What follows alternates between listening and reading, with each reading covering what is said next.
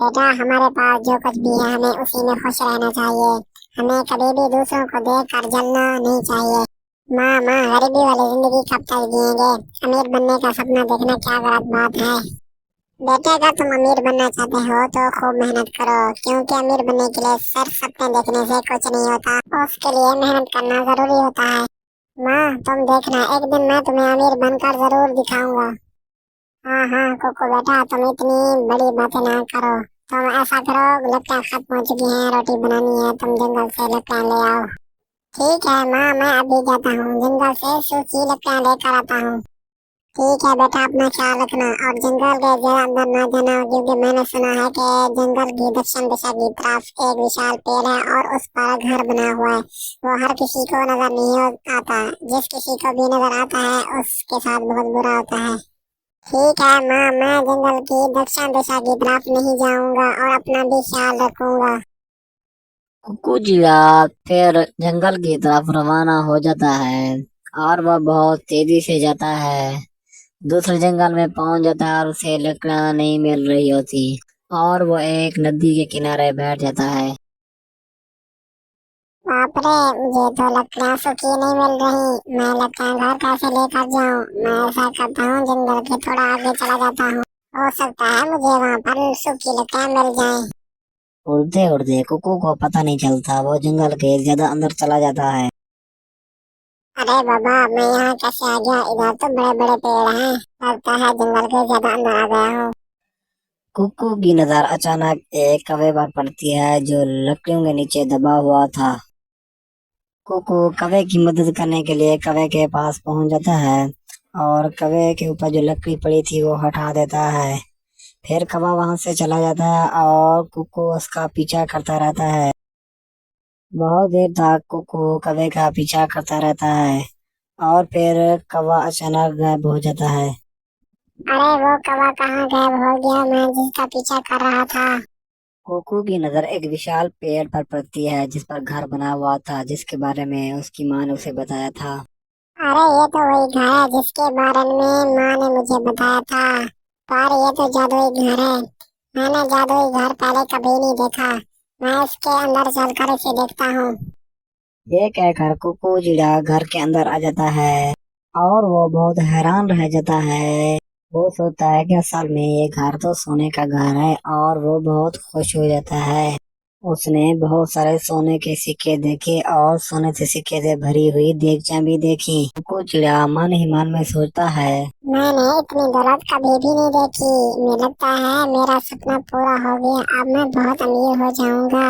मैं इतनी सारी दौलत एक साथ कैसे लेकर जाऊं? मैं ऐसा करता हूँ, थोड़े सिक्के भी ले जाता हूँ, फिर अगले दिन थैला लेकर आऊंगा और सारे सोने के सिक्के घर लेकर जाऊंगा।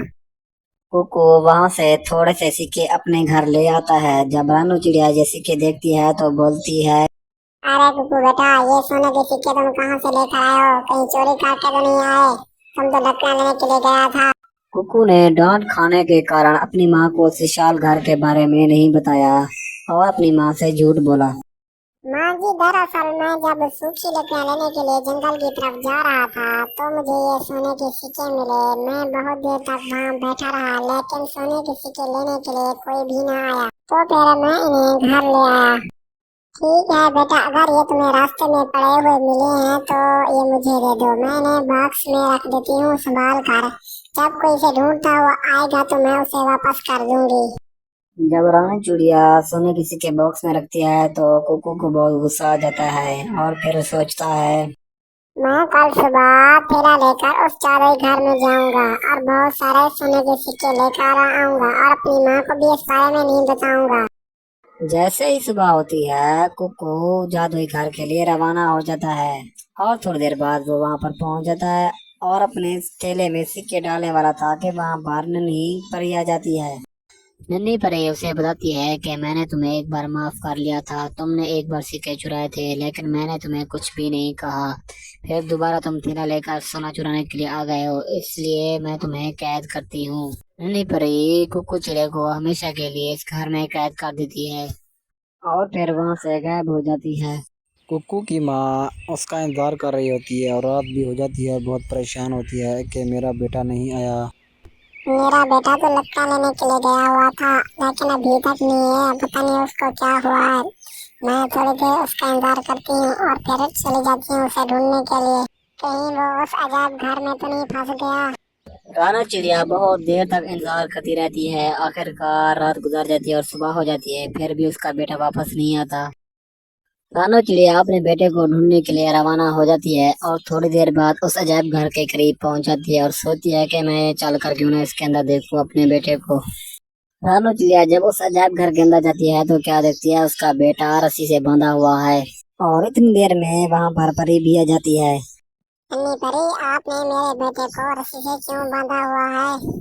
नन्ही परी उसे बताती है कि तुम्हारे बेटे ने पहले भी चोरी की है, थोड़े से सिक्के चुराए थे, लेकिन मैंने उसे कुछ भी नहीं कहा और थैला लेकर दोबारा आ गया सोना चुराने के लिए तुम्हारा बेटा, तो मैंने इसे रस्सी से बांध दिया।